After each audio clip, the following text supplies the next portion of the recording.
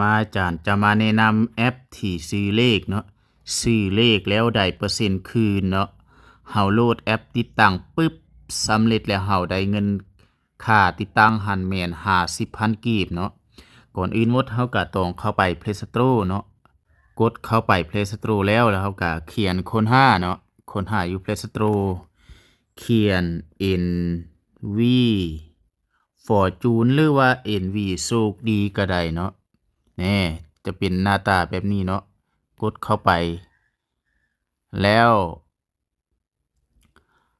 อยู่นี่เนาะเฮาก็ต้องโหลดแล้วก็ติดตั้งสำเร็จแล้วก็กดเปิดเนาะหลังจากกดเปิดเข้ามาหน้านี้เนาะเข้ามาหน้านี้เฮาก็ต้องกดอยู่นี่อยู่เทิงนี้บนเข้าสู่ระบบกดเข้าไป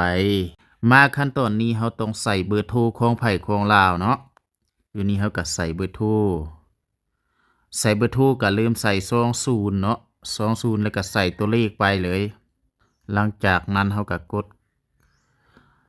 รับรหัส OTP เนาะกดรหัส OTP แล้วรหัสมันจะเข้ามาทางข้อความเนาะเข้ามาทางข้อความเบอร์ของไผของมันเนาะแล้วก็เอามาใส่ไวๆเดี๋ยวมันสิหมดเวลาเนาะเวลามันมีแต่60วินาทีเนาะเฮาก็เอารหัสมันมาใส่710116แล้วก็กดยืนยันนี่เฮาติดตั้งสำเร็จแล้วมันจะได้ค่าเฮาติดตั้งคะแนนรับคะแนน50,000กีบเนาะรับเงิน50,000กีบ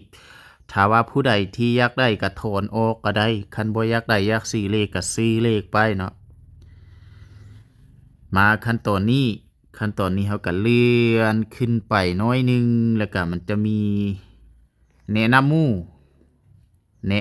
มู่บนนี้เนาะเฮาก็กดเข้าไปขั้นตอนนี้เนาะอยู่นี่ให้เฮาใส่บนสีเขียวๆนี่เนาะเพิ่มเลขแนะนำนี่เนาะกดเข้าไป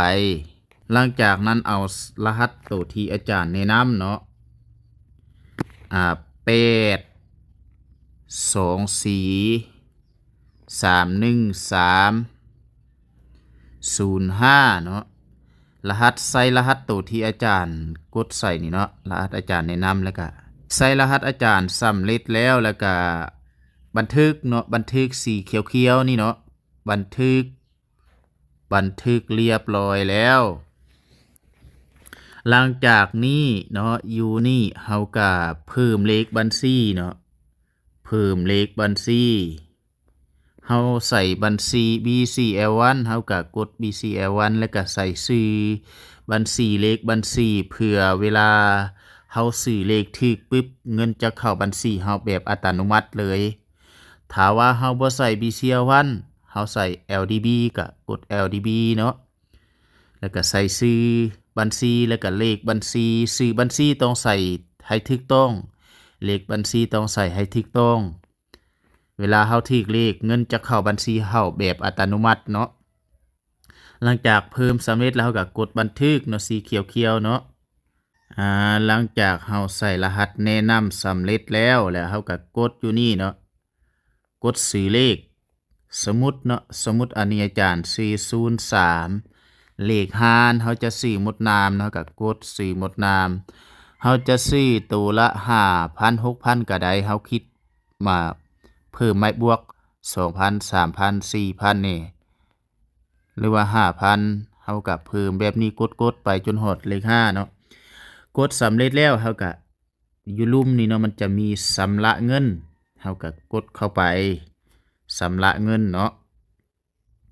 หลังจากนั้นเฮาก็กดชำระเงินผ่าน BCL1 แล้วก็มันจะมาหน้าหลักแบบนี้เนาะเฮาก็ปลดรหัส BCL1 ของเฮาแล้วก็ชำระเงินผ่าน BCL1 หลังจากนั้น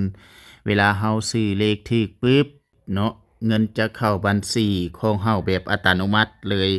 คือเฮาซื้อเลขออกตอน 8:25-26 เนาะ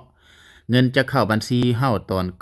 9:00 อยู่ประมาณ30นาทีเงินเข้าบัญชีเฮาแบบอัตโนมัติง่ายๆบ่จำเป็นไปซื้อทางนอกถึกแล้วไปคืนเงินยากเนาะเฮาซื้อผ่านแอป